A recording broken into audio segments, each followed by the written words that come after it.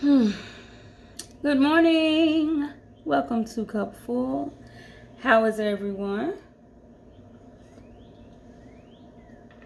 That is wonderful. It is good to see you. It is good to be seen. And I hope you had a wonderful Easter weekend. I did. I saw some friends and family. And I didn't get to see everybody. It's a lot of us. But those I did see, we had a joyous time. Um, Celebrating Resurrection Sunday and just getting together, enjoying one another's company. And so I was just like, yeah, but anywho, thank you for tuning in if you're watching. I wanted today to say, God, what do you want to say to me today that I can bring to the people? Because that is what CupFul is for.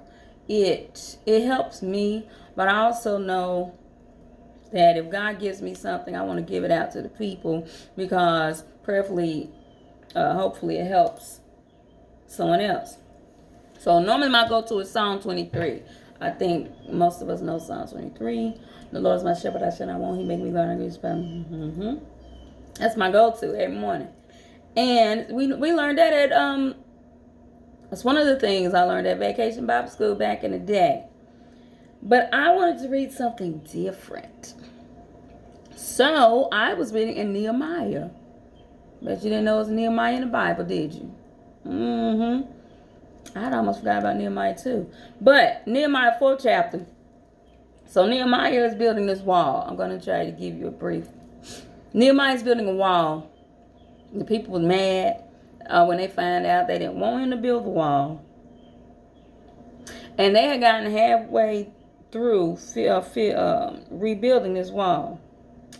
Nehemiah 4th chapter and the 6th verse says, so we rebuilt the wall till all of it reached half its height. That's its original height.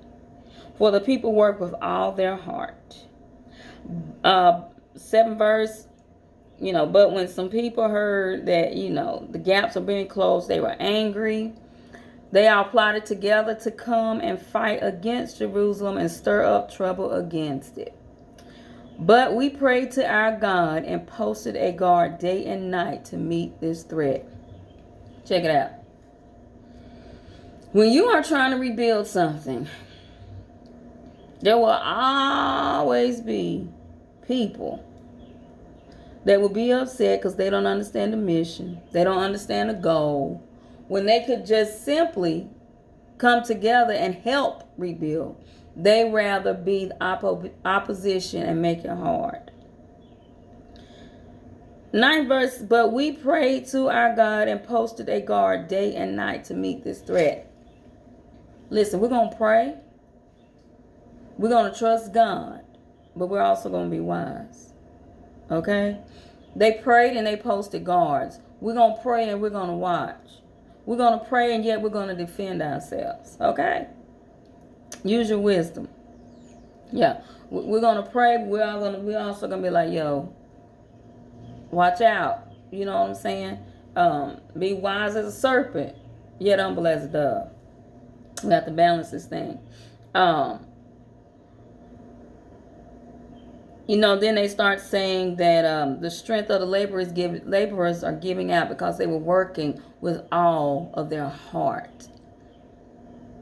Do you know what could happen if we worked together with all of our heart? Will that ever happen? I don't know. But those of us who come together collectively, if we do something with all of our heart, things will begin to change. But they were getting tired. And there is so much rubble that we cannot rebuild the wall. Also, our enemy said, this is the 11th verse, before they know it or see us, we'll be right there among them and we'll kill them and put an end to the work. People are so not going to understand what you're working for and what you're working towards. They would rather try to kill you. They would rather try to kill your dream than to try to help you because they are so out of the realm of understanding what you're doing. You have to watch people. We all know this. You have to watch people. People will try to sabotage you. People will try to kill you and your dream. And these are the people that knew Nehemiah and these people. It's not like these were strangers. These people knew them. They wanted to kill them and put an end to the work. Then the Jews who lived near them came and told us 10 times over, wherever you turn, they will attack us. So at this one, people was getting nervous. People getting nervous, like, I don't know, we need to build this wall because, I'm in hearing threats over here in the corner. We trust in man and we trust in God. How bad do you believe in this dream?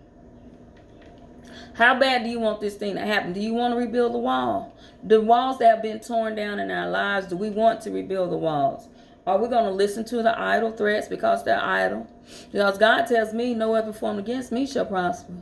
I've stopped so many times, come hell or high water, I got to see it through this time.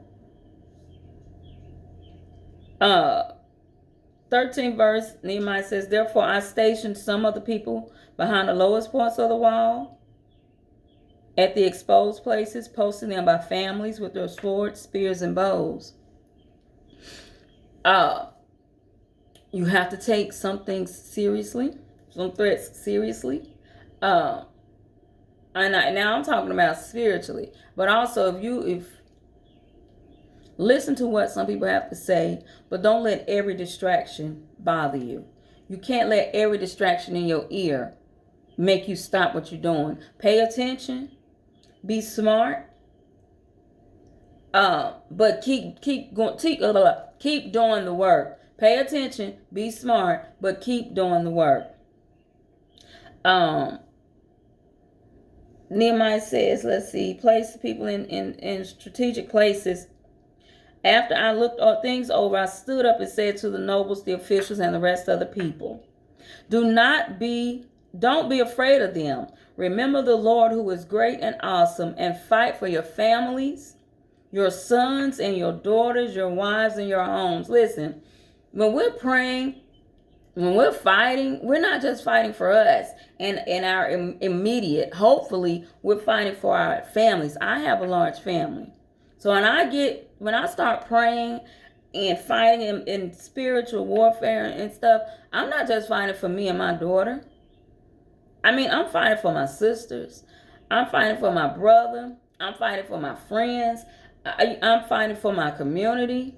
I'm fighting for my nieces and my nephews. I have a large family, near and far. I'm fighting for all of us. Because this affects everyone. What we're building, it affects generations to come. And our lineage is long. It's a long line of us. So whatever we're fighting, whatever we're building, please stay mindful that it's bigger than us. This thing is about family as a whole. That's just how I feel. This thing is about those who love and trust God as a whole. And it's extensive work. That's why I'm here in North Carolina. It's somebody in Mississippi. It's somebody in Chicago. It's somebody over in still in Jerusalem. It's somebody in the Bahamas. This is extensive work that goes all around the world. And we all are fighting and warring for a bigger win here. This is not just so personal. Even though they wanted to destroy what Nehemiah and the people were doing, Nehemiah was doing it for all of them. But everybody can't see it. Everybody's not going to see your vision. Everybody's not going to understand the timing. People are going to want to destroy you, and all you can really think is if they would just sit down and listen, open up their hearts. Some people are so closed-minded that they just always think you're against them. And there's nothing you can do about that. Some people are just going to be like that. But do not let these distractions get to you. So Nehemiah placed people strategically. all around. And that's how I feel God has done. God has placed people strategically all around for this extensive work that is being done around the world. He has placed me here, and I'm thankful to be part of the number. I believe I said that before. And so he set guards up from day until night. The 23rd verse says, neither I nor my brothers, nor my men, nor the guards with me took off our clothes. Each had his weapon, even when he went for water. Everywhere you go, take protection with you. Take your prayer with you. Don't just go into anywhere being unaware, not being prayed up. Every day you step out the door, you need to ask God for protection. You need to ask God for wisdom. So that if anything is trying to come up on me, I'm like, no, God, let me see it before it even happens. Shut it down before it even starts. Yeah. Nobody took off their clothes. Stay prepared. Stay ready. Yeah, stay ready. If you stay ready, you don't have to get ready. That part. Yeah, so that's all I want to say is God will fight for you. God will fight for me. Don't let the distractions stop you from building. Get you a team of people around you that's going to help you build, and who are going to do stuff with their heart. Please, don't come around you just saying stuff with your mouth and you're not feeling it in your heart. Because guess what? People can see it. People can sense it. If you're not sincere, just stay back. Yeah, because what we're living in, listen, I keep saying this. Over 500,000 people in the U.S. died. Over 500,000 people were not here Sunday to celebrate Resurrection Sunday. This ain't no joke. This is real. There is work to do. If you're not understanding and if you're not coming around with pure tendencies and a pure heart, please stay back, because God is already revealing stuff. And so now it's just time to move in wisdom. Now it's time to move in wisdom. If you're not coming from a genuine or a pure place, I just got to block it out because I ain't got time. Listen, I love everybody. But now it's just not the time to play. It's not. If we're going to be serious, let's be serious. Yeah, sometimes we're gonna come down, we're going to have fun and all that stuff. However, this is real work. So we're going to laugh and giggle, but when it's time to go to war, it's time to go. And then that's what God wants us to have. We have to have a balance, but we have to stay alert. We have to stay prepared. Nehemiah was building, and when they stopped to get some water, yeah, we're going to stop. We're going to pause. We're going to take a break because people get tired, but they ain't take their clothes off. Yeah, we're going to take a break, but we're not going to stop praying. We're not going to stop being alert. We're not just going to start going over here laughing. I'm not going to go over here and be laughing and kicking it with you. And I know your heart is not with me. You know, and I know you want to see me fail. And I know you don't want to see me rebuild. I'm not going to be in your face laughing with you. I'm just not. The old fee would have said, I don't care about them. Sure, I'm going over anyway. No. If you mean me no good, and I know you don't mean me no good, I'm not even going around.